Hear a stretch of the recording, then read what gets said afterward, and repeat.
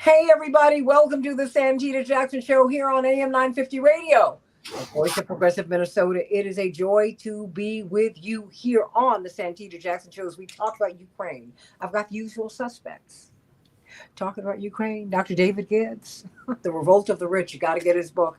Of course, he's a brilliant historian from the University of Arizona. And our brilliant PhD to be, Bryce Green. Of course, I met him first through Fairness and Accuracy in Reporting when he told us about the truth behind Ukraine. He reminded us, we can be ahistorical. We can forget the chain of events that gets us to where we are today.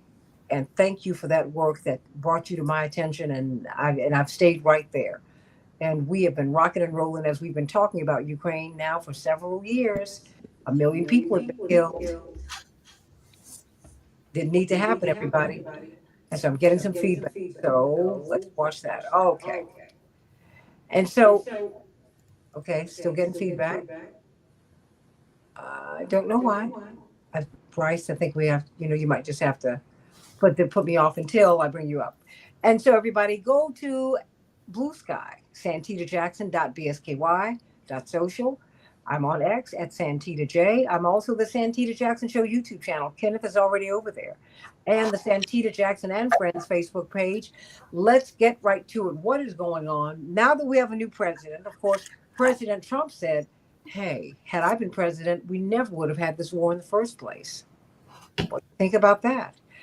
And what do you think about where we are? Because it seems like it's not just about Ukraine anymore, but it was always about NATO. It was always about, I guess, whether the United States will remain a global power or if we'll become or going to become this hemispheric power. I don't know.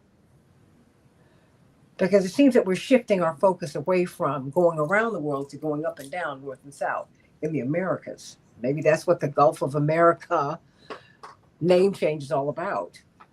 I don't know. So you tell me, what do you think? But what about Ukraine?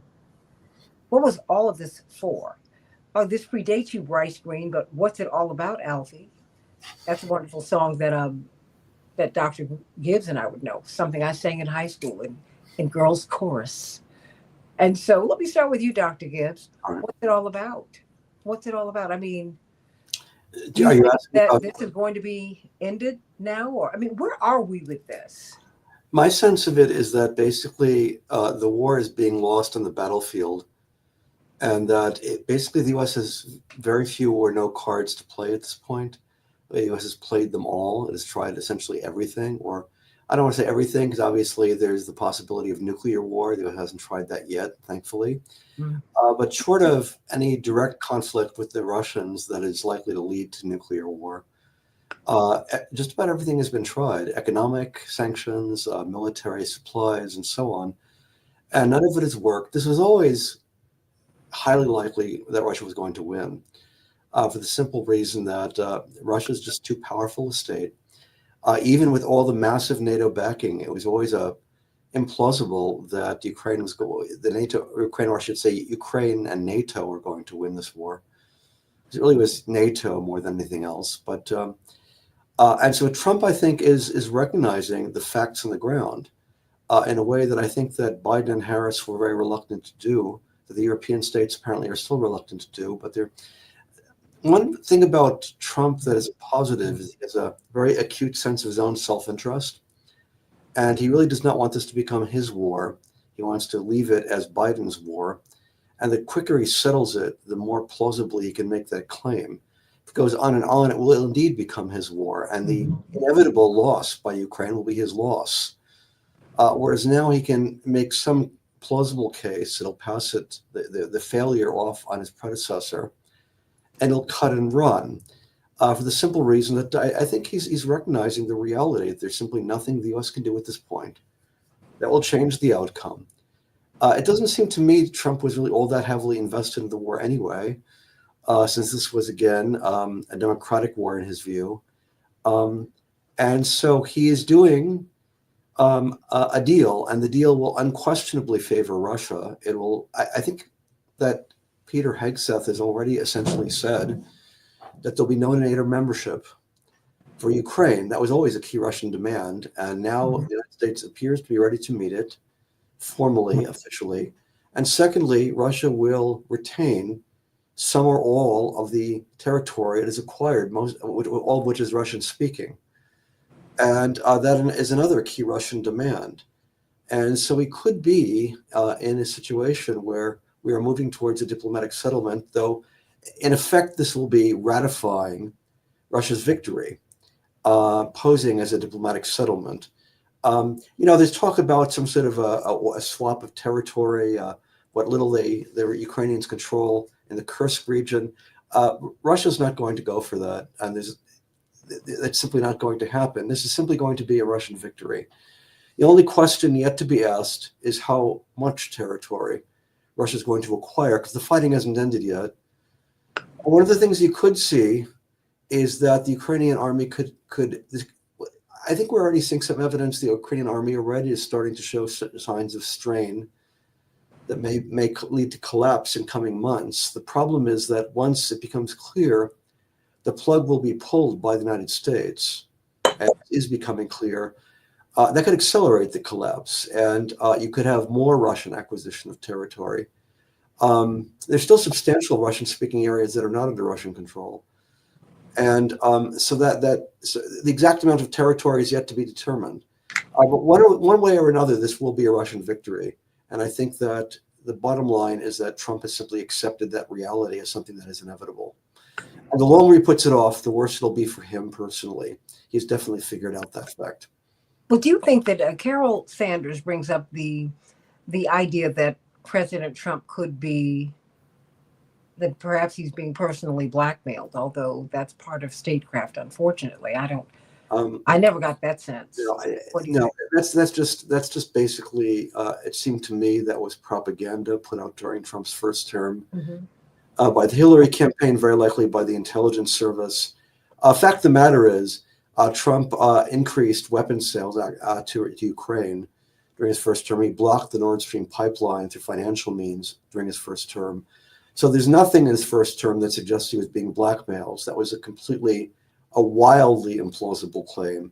It was just part of a propaganda effort, basically, to undermine Trump and block any possibility of Trump reconciling with Russia, because to show that he wasn't being blackmailed, he had to increase U.S. support and so on. And but there's no credible evidence he was being blackmailed. I think that's just frankly ridiculous. I'm just trying to figure out what the Russian hate is about. I don't get it. I mean, it's just something. All of this. I have more to say about that, but I'm going to defer to Bryce at this point and see what his. I certainly wanted his take, because you all have been fascinating. I just like to know what you think. Bryce, I'm going to mute myself. To this question of the Russian blackmail against Trump, I mean, I think it was pretty clearly exposed as a secondhand, even joking information that was laundered through the British intelligence agent Christopher Steele, put in the Steele dossier, which was then released to the public by BuzzFeed, and supported by a lot of the elements in the intelligence community, as Dr. Gibbs said, as an attempt to undermine any sort of idea of a rapprochement with Trump and explain in a way Hillary Clinton's surprising loss in 2016. They blamed it on the Russians doing it. This idea that Trump is being blackmailed by the Russians, it lingers, and it lingers this idea that Putin is manipulating American politics to make a more pro-Russian foreign policy, but that isn't borne out by the facts. And I think this is a larger case of America's problem of not being able to face reality when it's staring it in the face, and this Ukraine war and how it's now winding down is just the biggest example of that. Go back to 2014 when the U.S. backed a color revolution to overthrow the government in Ukraine in order to ensure that the Ukrainian government accepted a wave of pro-Western policies, cutting social services, privatizing industry, and blocking the cooperation deal with Russia. Well, it was pretty clear at the time that this would lead to some ruptures in the country, and the resulting civil war was something that Americans should have seen coming. And the fact that they didn't or the fact that they knew it was coming and continued shows a great degree of malicious intent on the part of the United States in order to use Ukraine as a tool, a weapon against Russia. And in these recent Trump talks, there is some hope that he is facing reality in a way that's not been seen by the Biden administration, certainly. He sent his negotiators over to talk. He's apparently had multiple conversations with Putin, one recently in public. And each of these seems to be a far more positive development in international relations than it would have been under Biden. However, it does appear that there's an attempt to stall the conflict rather than to completely end it, to implement some sort of freeze deal in which NATO and its allies have a chance to regroup and regain, expand their industrial base, to go at Russia for another time. If we remember, the Minsk Accords, which was the peace deal that settled the fighting and set Ukraine on a path towards reunifying with the rebel states. The Minsk Accords was admitted to be a way for the West to buy time to train up the Ukrainian military in order to launch it against Russia. This is what Angela Merkel actually said. This is what other members of NATO have also said, that the Minsk Accords were never intended to solve the conflict, but they were only intended to stall, to draw out the conflict, extend the civil war until such a time as another war could be launched. And we see the intent for the U.S. to get Russia to invade. I'm sure I've talked about it, and I'm sure Dr. Gibbs has talked about it. In 2019, the RAND Corporation put out a study that it was called Overextending and Unbalancing Russia. And in this study, they pretty much explicitly described all the different ways that America could harass and perhaps draw a response from Russia. One of them was putting more support into the Georgian government, the South Caucasus, so that Russia would increase its involvement there. Well, if we saw what was going on over the last few months in Georgia, they've done exactly that. Another one of the things it said was to increase aid to Syrian rebels so that Russia would increase its involvement. Well, Syria was overthrown, but Russia decided to pull out before then. But one of the most effective ways that study suggested that the U.S. overextend Russia was to increase support to the Ukrainian government. And given that Russia has security concerns in Ukraine, well, the United States planners expected that Russia would perhaps invade. And that's exactly what they did. And so now, after this campaign to weaken Russia by provoking an invasion has sort of blown up in their face, it seems like the American foreign policy establishment is trying to set the table to bide time to start that again, to start this conflict later down the road. It's been well understood that Ukraine would not be able to beat Russia and would not be a part of NATO and had no industrial or population base to sustain a long-term war against Russia. That's been understood for quite some time. And so the idea that Ukraine could have beat Russia was belayed by the fact that America's industrial capacity, NATO's industrial capacity, was outstripped by Russia. Well, a freeze to this conflict now would allow the industrial base to be rebuilt to some degree. I don't think it's going to be enough to match Russia, but it'll be enough to rejuvenate to some degree so that this conflict can begin anew. And so I think this mentality that Americans seem to be pushing, at least in the background, is something that Russia is guarded against and might be a poison pill in these negotiations. This idea of freezing the conflict, Russia understands that this would be a future security concern and might be less likely to engage in any negotiations as a result of that. So it'll be interesting to see whether or not Trump is serious about an ending to this war, or if it's about freezing the conflict and making sure that the conflict will continue at a later date. Dr. Gibbs, No, your thoughts? all right. Bryce Green is definitely addressing an issue that is I'm sure, in the minds of much of the U.S. foreign policy establishment, which is freezing the conflict and then reigniting it to NATO's advantage when the time is right. Um, I assume at this point the Russian government is very well aware of this possibility, and they will negotiate. If they negotiate any terms, it will be on terms that will prevent that from happening. I'm assuming. Um, the Russian view, stated publicly, is that the U.S. and NATO and Ukraine have repeatedly negotiated on bad faith. There was, as Bryce noted, the Minsk Agreement, originally negotiated in 2015, where Ukraine and Britain and France agreed to regional autonomy for the Russian-speaking regions in the East as a means of reducing conflict and preventing out-and-out war. And Ukraine agreed to that in principle, but refused to implement it. And Britain and France, the leaders of Britain and France, including Merkel, as noted, and also François Hollande, the former president of France, as well as Poroshenko, the president of Ukraine, have all said, in effect, that this was never a serious negotiation. It was an effort to buy time. And the way the Russians view that, I would say correctly, is that underscores there was bad faith going on, and that the West cannot be trusted to negotiate with them.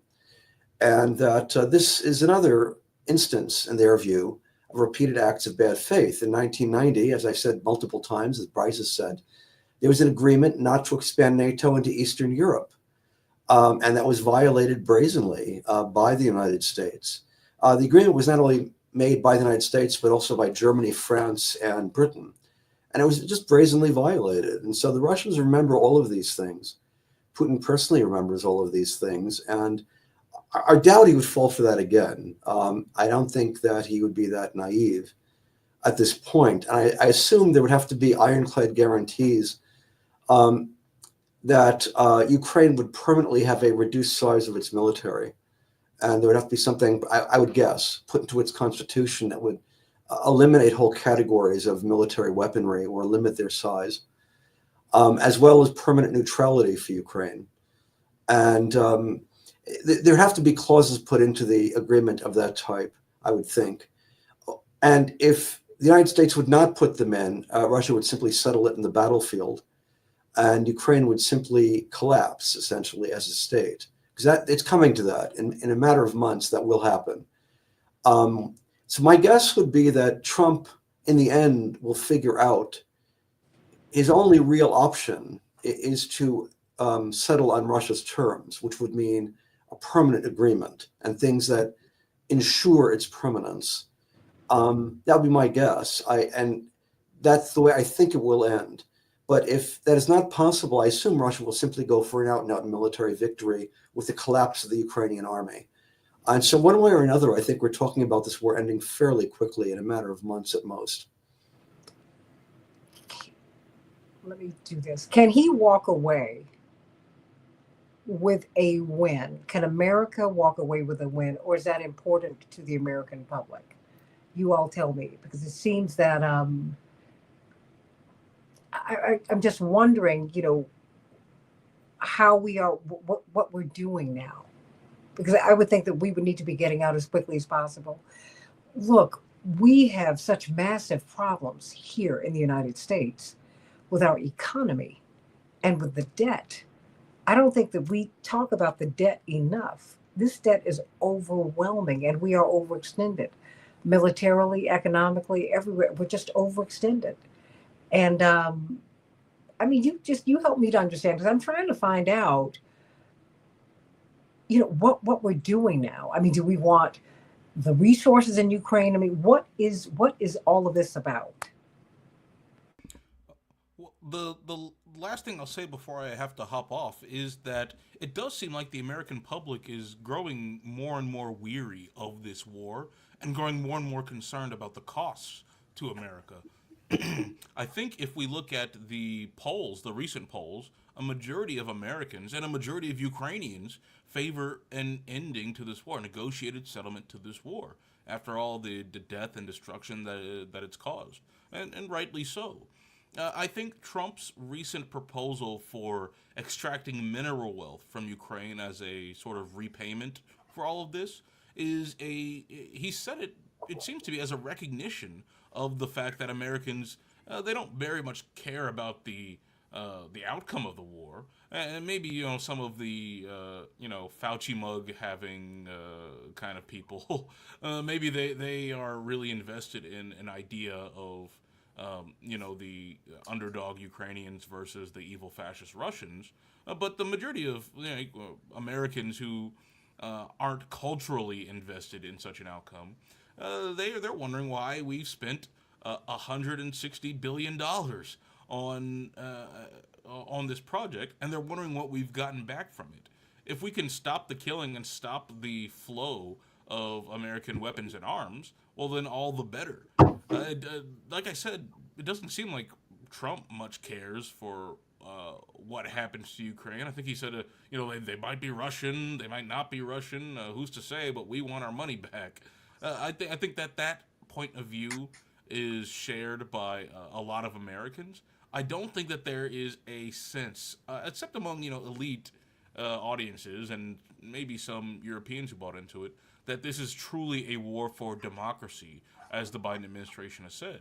There's a lot of harm being done to democracy that has nothing to do with Russia, and I think people are well aware of this. Well, before you go, let me ask you this. Um, Carol has brought up some interesting points about Bob Woodward being a credible source, and I guess Trump's belligerence, Bryce. And I want to know where do you see Trump in all of this? She said Woodward said Trump never stopped communicating with Putin. Is Woodward a reliable source? Seems like I wouldn't doubt that. Should he have continued to communicate with Putin, or I mean, what's at issue here in your mind?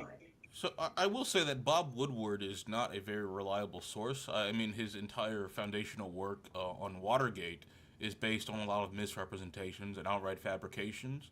In fact, I'm writing a review right now of his most recent book about the Biden administration, War, in which his central thesis was that the Biden administration, Blinken, Sullivan, and all the rest of his national security group were a bunch of well intentioned men who brought decency to the White House in order to prevent conflicts from escalating in the Middle East and Ukraine. That thesis is totally nonsense.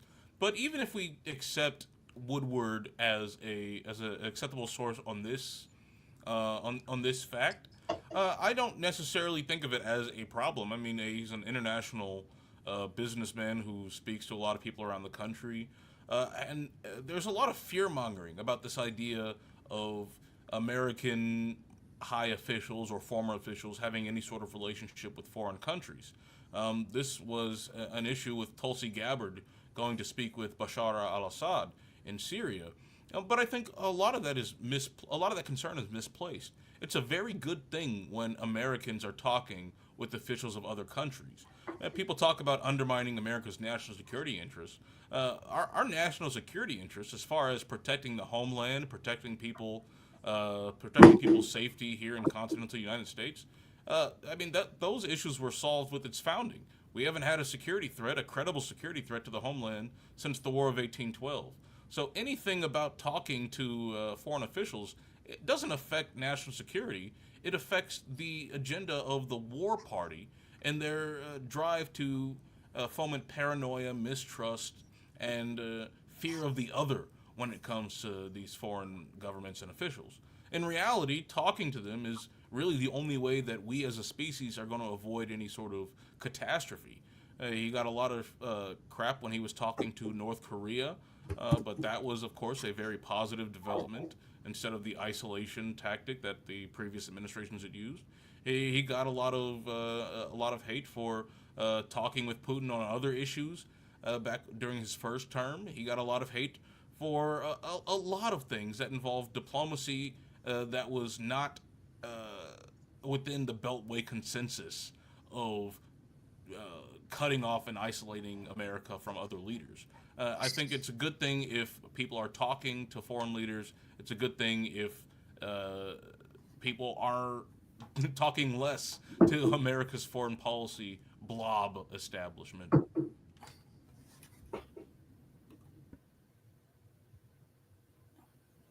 I want to thank you. Is there anything you want us to know as we're looking at, as we're watching this roll out? Because, Pete Hegseth, said, hey, they're not going to be in NATO. Everybody's, well, at least I would say the legacy media have cast aspersion upon that. Um, what should we be looking at? How are we to interpret all of this? Well, I think the big headline is that there's some sort of reorganization or factional dispute within the highest levels of the American establishment. We've seen the broad strokes of this is a reorientation of American foreign policy potentially. We've seen a key vehicle of American foreign policy being reorganized and reestablished in a pretty major way. What I'm referring to, of course, the shutdown of USAID and the defunding of the National Endowment for Democracy. Both of these tools were used by the government, all over the world recently, but especially in Ukraine, the lead up to this current Ukraine conflict. The National Endowment for Democracy has been defunded, and the USAID has been largely defunded, and what's left of it has been reshuffled and reorganized under the State Department. That seems to me that there is a dispute within how exactly America's foreign policy empire is going to be run. And there have been statements that back this up as well. Recently, I think it was Trump who said that, or it was one of the Trump officials who made very provocative comments about how the biggest enemy, I think it was J.D. Vance, the biggest enemy isn't Russia or China, it's censorship at home. We've seen Trump say that, like I mentioned earlier, about not caring so much about the fate of Ukraine. We've also seen Marco Rubio talk about how we need the unipolar world is not normal, and that we're going to have to work with countries like Russia and China. On top of that, we've seen Trump, I don't know how serious this is, talk about how it's important, how it might be important to cut the military budget, which is something that's really unheard of since, someone campaigning for president. So it's unclear to what extent this represents a reorientation of American empire. In fact, I recently just published an article about how, even despite Marco Rubio's recent statements, there's every reason to believe that he intends to uphold and expand American influence abroad. But what form this takes is a very open question, and which portion of the American oligarchy is going to be in the driver's seat seems to be the question that's playing out right before our eyes.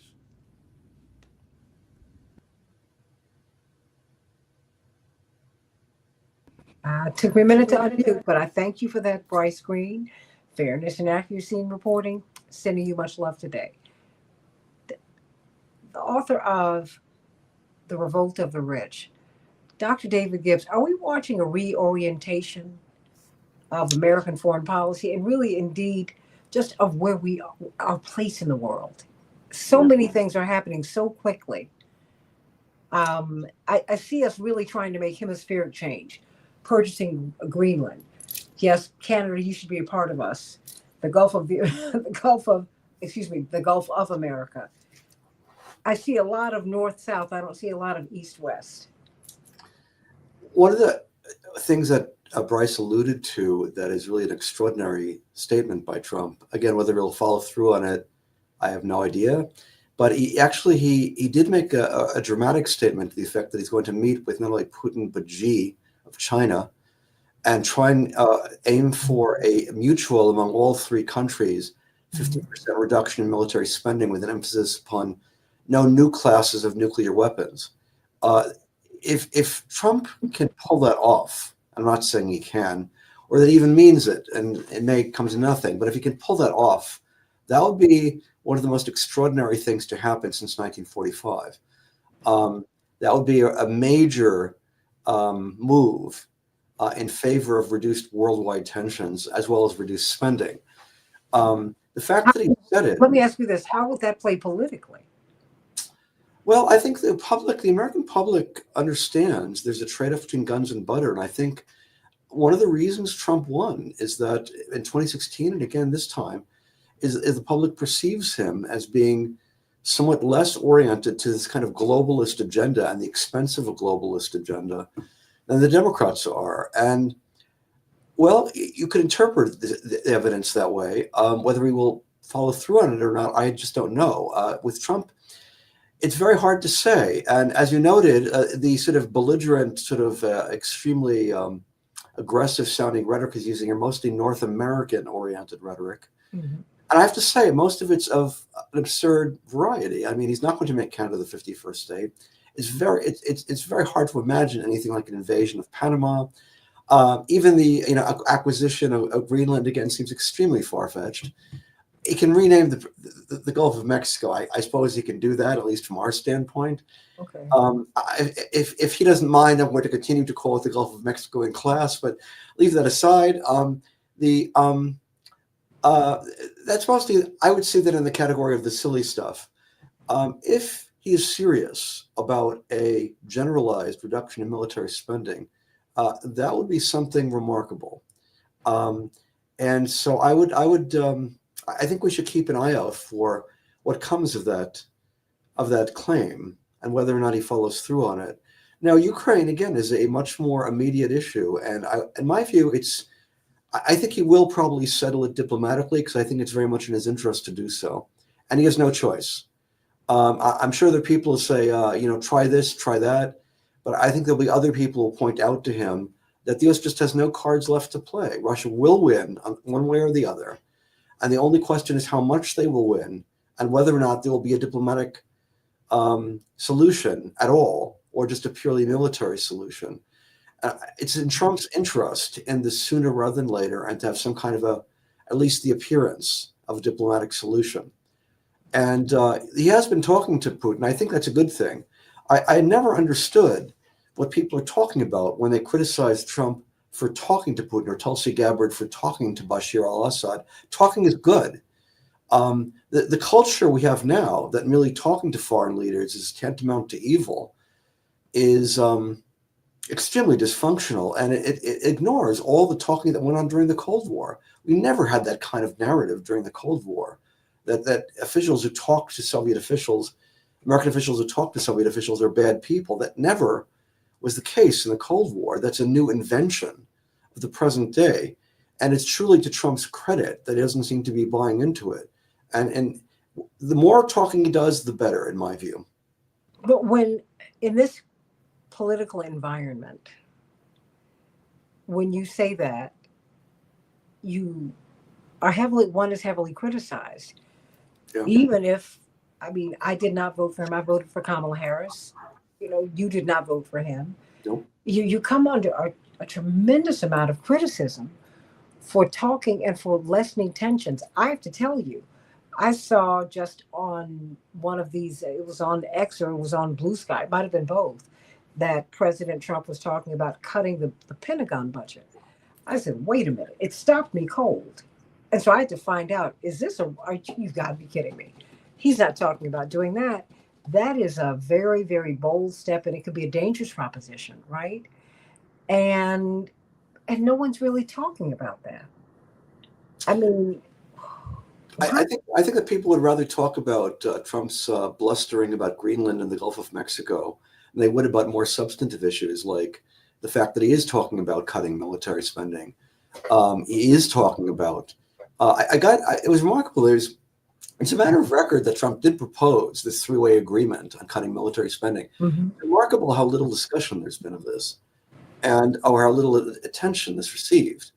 And again, it reflects a really superficial kind of attitude in the media. The media has gotten so partisan, and it's just so pro-Trump and anti-Trump, mostly anti-Trump, obviously. Mm-hmm. I don't think they can think straight, and I don't think they can separate the wheat from the chaff anymore. But nevertheless, Trump has been saying bizarre and disturbing things. We all know about those, and that's what's getting attention. He's also been saying some things that are astonishingly constructive, beyond what I would have expected. And again, that doesn't mean he's going to do them, but it's worth noting that he's saying these things. Well, I mean, the fact that he's putting these things out there. I mean, when was the last time we heard a president talk about cutting the Pentagon budget? I mean, Yeah, it's been off the table forever, basically. And there are, I mean, I have to say that if Kamala Harris had been elected president, she would have been a creature of the foreign policy establishment. She has no foreign policy experience. She's never shown much interest in it. She's been very much a machine figure. I mean, she came up through the California machine. She's been a loyal Democrat. My guess is she would do whatever the foreign policy establishment wants. My guess is there'd be more escalation in Ukraine. Should be a bit of a dead ender that, let's just fight to the bitter end. I'd be very much afraid that if she were in the office today, there would be a significant risk of nuclear war, because Russia simply is not going to lose this war. It's simply not going to happen. And the only thing the United States could do to prevent it would be to take steps that would put a very high risk of nuclear war happening. Like, for example, sending in U.S. or NATO forces directly into combat, using U.S. planes to attack positions. If Harris were in office, I would fear there would be some discussion of that, because we're seeing elements of the foreign policy establishment. I'm talking about people like Timothy Snyder of Yale, who he's not an official, he's not a public official, but he's part of the larger establishment, and he to some extent expresses views that are widespread in it. He keeps talking about how Robert McFall, the former U.S. ambassador to Russia, does this too, about how we're too afraid of Russia using nuclear weapons. Putin's only bluffing when he talks about using nuclear weapons. He would never do that, no matter what we did. That's extremely dangerous talk. And if Kamala Harris were in power, I would fear she'd be very susceptible to that. So if Trump is going to take that off the table and is not even going to think about taking those types of measures, well, I have to say that's a good thing. Again, I don't think that Trump is being very positive in other respects, that's for sure. But avoiding nuclear escalation and simply putting an end to this conflict, the sooner the better. That would be a good thing. And if Trump is moving towards that, well, that's something that he's doing that's positive. Well, I'm taking the win where I can. I mean, to lessen the tensions around the world, I think is a very important thing, just given where we are. I mean, what can come of a working relationship with Putin or the United States? Well, a number of things. In the first place, as Trump noted, a massive decrease in military spending by all three states, including China. Finally, restoring international cooperation on climate change. That's not going to happen under Trump, obviously, but nevertheless, setting up a context in which there can be cooperation can be useful down the road. Restoring economic interaction with Russia will be good for both countries. It'd be even better for Europe. I should add that if the United States has been paying a high price for this war, Europe, especially Germany, has been paying a much higher price. The far right is burgeoning in Germany right now, partly because of the war in Ukraine. It's tearing the social fabric of Germany apart. It's been doing enormous damage. And if Trump can set up a context in which economic interaction can be restored, not only between the US and Russia, but also Europe and Russia, especially Germany and Russia, I think that would be a very positive thing. So I think many good things can come out of this if we can settle this war quickly. But first and foremost, the positive would be that the enormous death and suffering, much more so on Ukraine's side at this point than on Russia's side, that's the first benefit we will see. But, we've not heard about the massive losses that Ukraine has withstood, at least not in the American press. We're in a propaganda bubble, the worst I've ever seen in my career. I've studied the war my whole career. I've never seen anything like this, in which there's a fantasy world about what's going on in Ukraine. Russia's about to lose. Russia's economy is about to implode. Some of these things you can check. The International Monetary Fund, for example, has GDP growth rates. Russia has. I think the highest, or maybe the second highest GDP growth rate in Europe right now. It's actually growing robustly. And there's nothing to suggest Russia's economy is collapsing, but you keep reading about that. It's about to collapse. It's about to collapse. If you read very carefully, one can find that Russia's using 5 times as many artillery shells as Ukraine is, because Ukraine is simply running out of artillery shells, and NATO just doesn't have them to supply. All of that indicates Ukraine is getting hammered right now, more than Russia's getting hammered, and that's been happening for quite a long time now, since I would say the middle of 2023. Um, and so the press has been doing a very big disservice to the American public and even more so to the European public by simply blocking out any information that doesn't fit the narrative. But what about Zelensky? Because he's an interesting character. I'm wondering how independent he is, just given uh, the coup that we initiated, of which at least he became the figurehead. Yeah. And yet he's very demanding uh, of, I think of, he's thinking. of receiving military support and monies from the United States. I mean, he's very, very demanding, and he seems almost angry. Oh, yes, I'm sure he is very angry. Well, he has had this war going on for 3 years, predicated on the notion that Ukraine can A, win, and B, they can recover all the territory they lost, beginning with Crimea. Never a realistic option, but that was rhetorically what he said.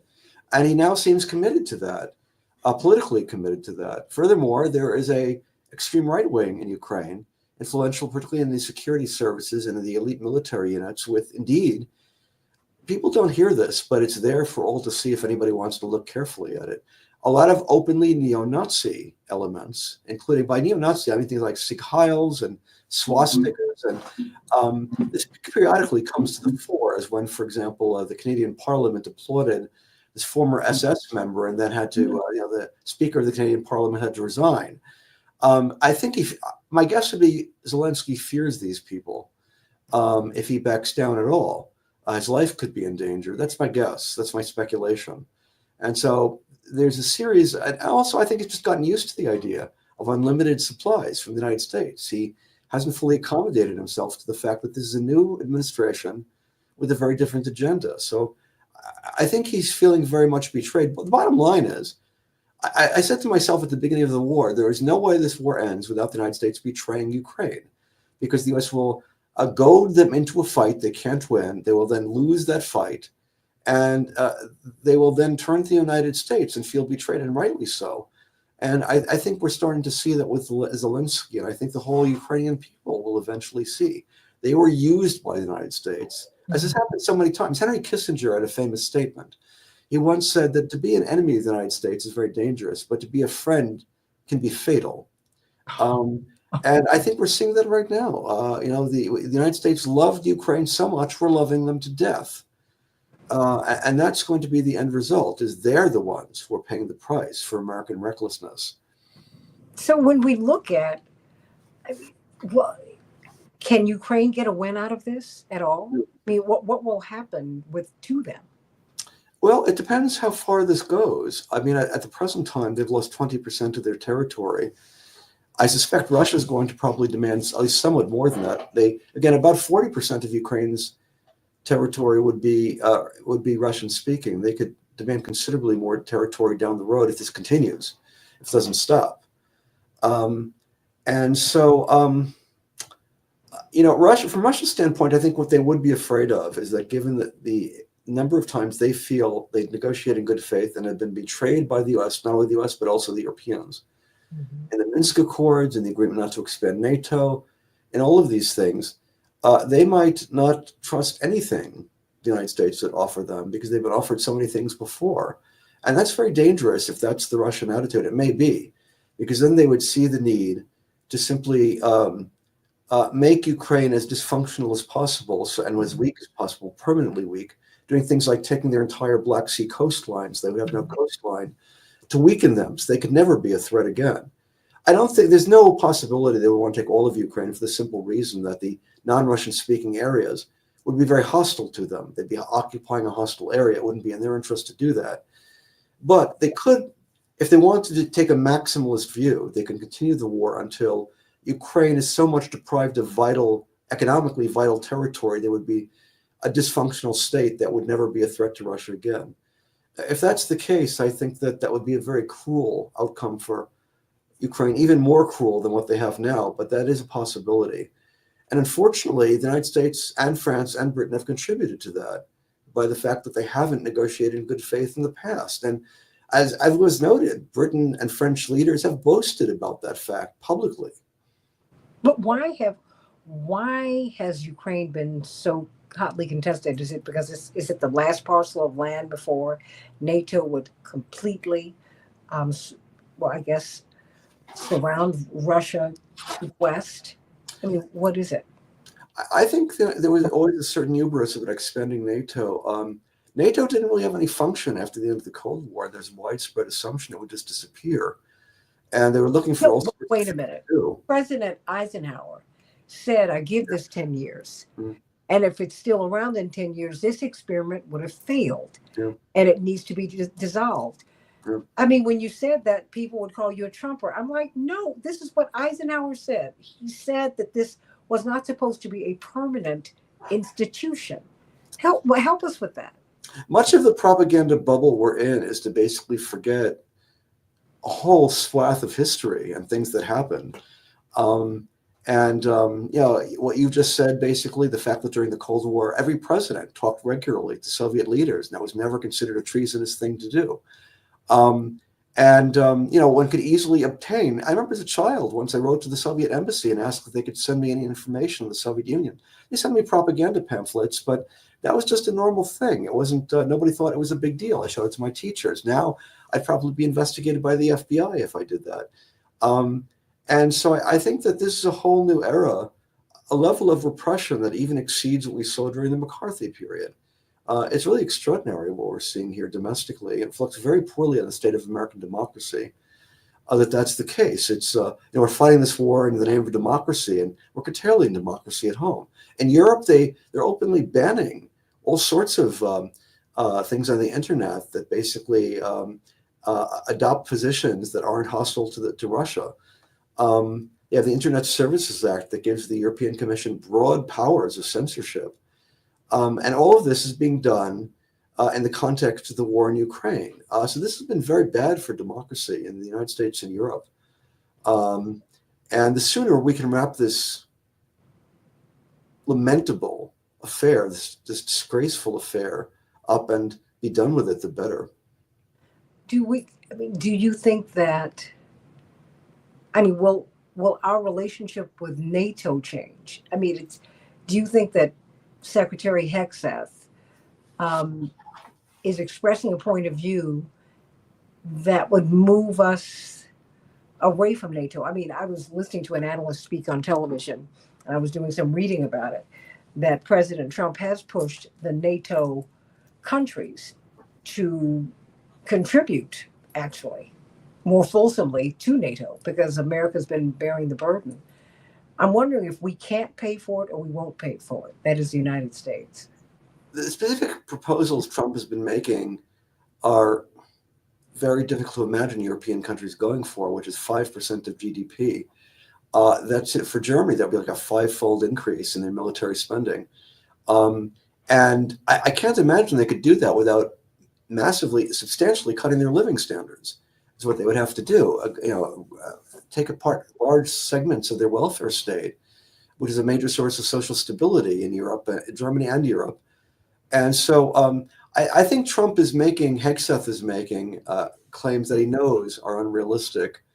I think to look tough, and looking tough is always a Trumpian objective. I do think there may be something to the possibility that the United States maybe will be downgrading its role in NATO and maybe looking for an exit. And I don't see anything wrong with that because I think the whole premise of NATO is the idea of a Russian invasion, and there isn't a shred of evidence that Russia has the slightest interest in invading Europe. There is no security threat from Russia. That's just a fabrication. That's a propaganda fabrication. It doesn't have the capability to invade Europe. It doesn't have the interest in invading Europe. And there isn't anything from Putin or Russian officials indicating that they want to invade Europe. I think that to the extent that Russia has become a belligerent country, it's entirely been in response to U.S. and European provocations, beginning with the expansion of NATO, something we agreed not to do. Could you say that one more time?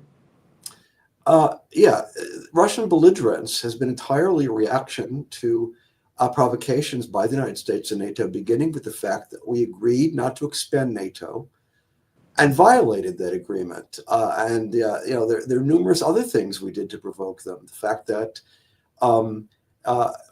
there was an agreement to give regional autonomy to the Russian-speaking areas in the east of Ukraine, the Minsk Agreement.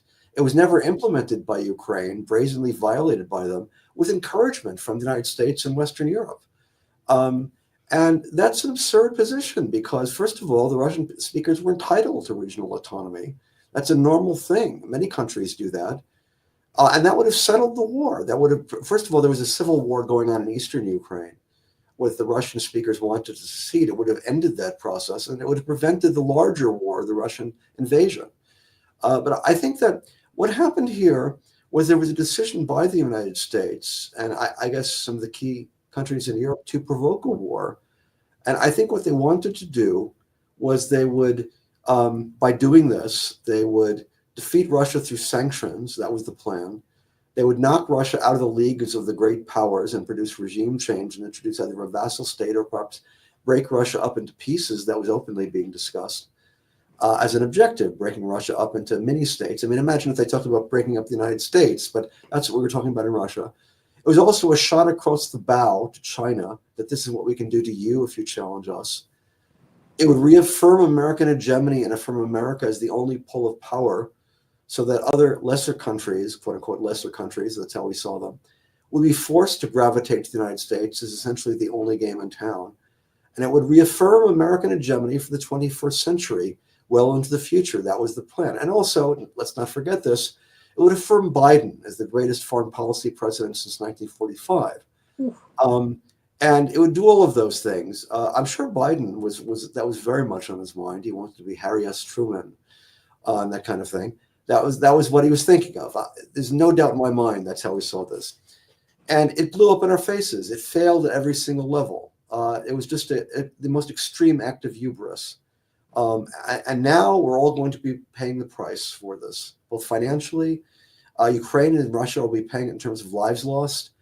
And it's having all sorts of effects I think we won't even see and be sure of until some time passes. But the overall effect of this lamentable policy by Biden of provoking war, which is what it was, has been a disaster. Well, you're an historian. Step up, should I say, and give us the 30,000-foot view, if you will. Historically, how will we view this period for Ukraine, Russia, and the United States? This is going to accelerate the decline of American power. I think what we've been moving towards for a long time has been a multipolar world. When the United States loses its sort of almost dictatorial position in terms of dictating how the world works, economically or politically. And that has been accelerated by the Ukraine war. It's been accelerated also by all the horrific things Israel has been doing with American support throughout the Middle East, not just in Gaza anymore, but in any number of places. That too has accelerated it because just the hypocrisy of that. The United States is in favor of a rules-based international order, and that's what Israel's doing. And so I think all of these things have accelerated the inevitable. I think this is happening anyway, and this has tended to speed it up. I think that it also, I think, is the long-term playing out of a kind of neoconservative attitude of you don't negotiate, you use force to solve problems.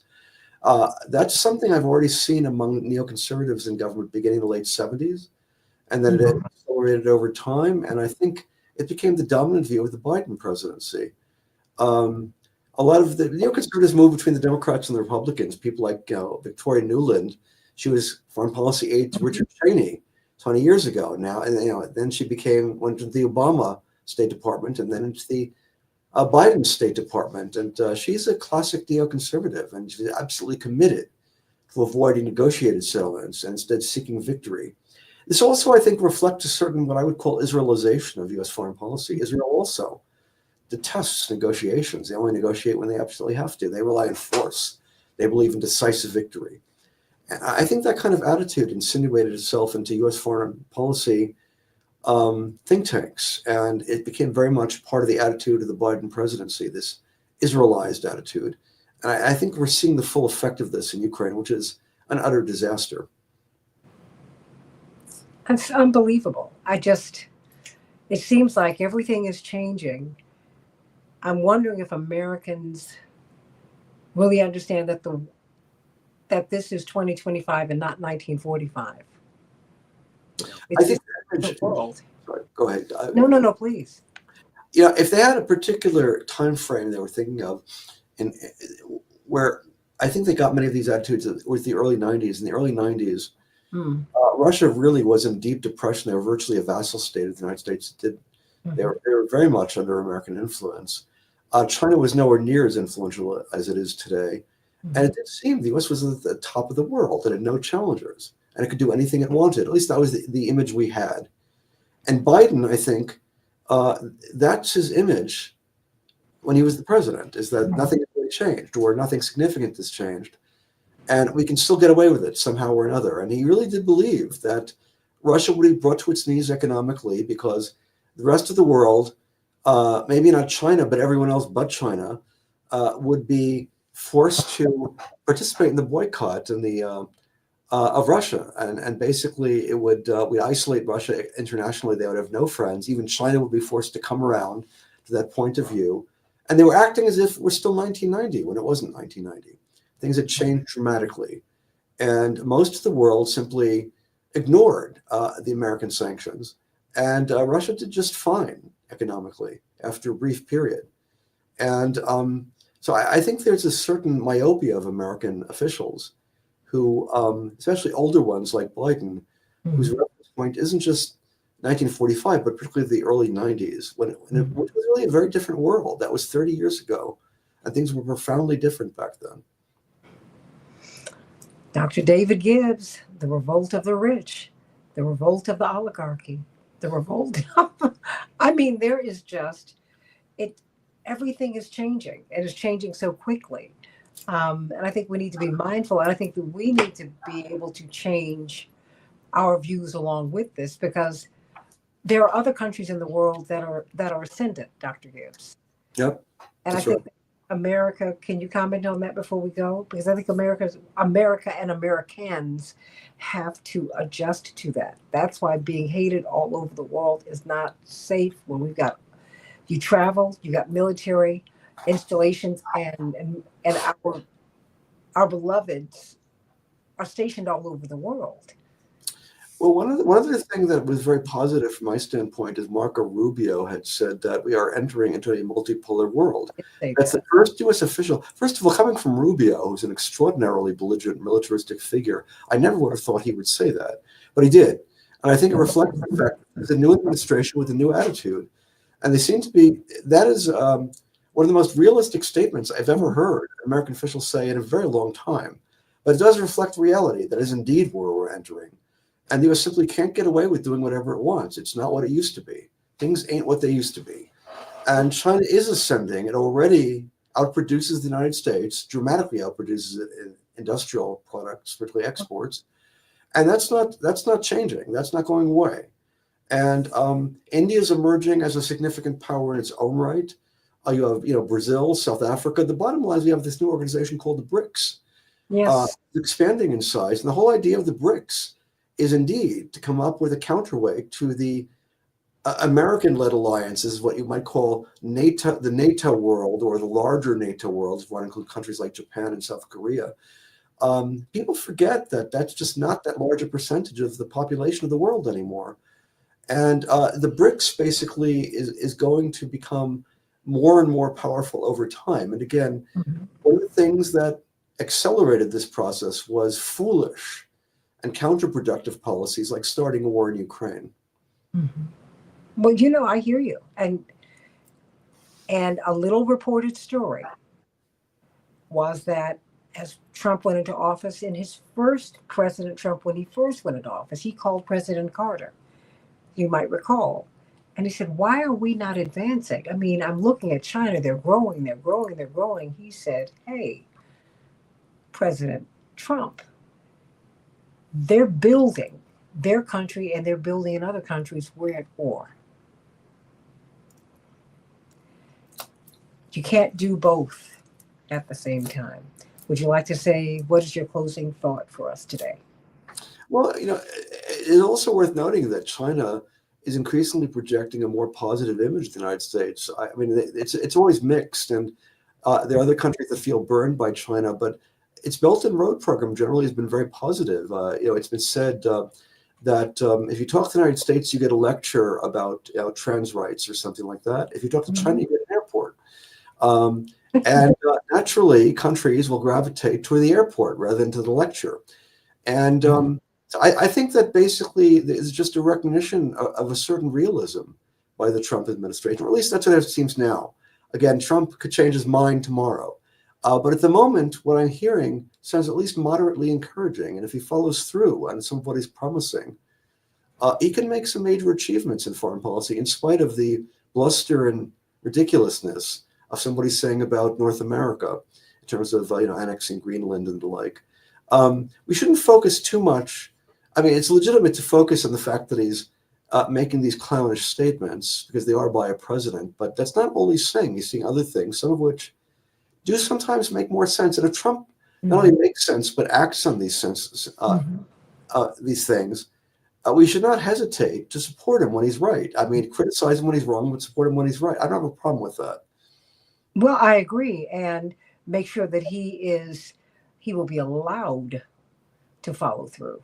That's right. We see some of the things that other presidents, namely John Kennedy, tried to do. And many people say that part of the reason that he was assassinated was because he was pushing back against the intelligence and military complexes, industrial complexes.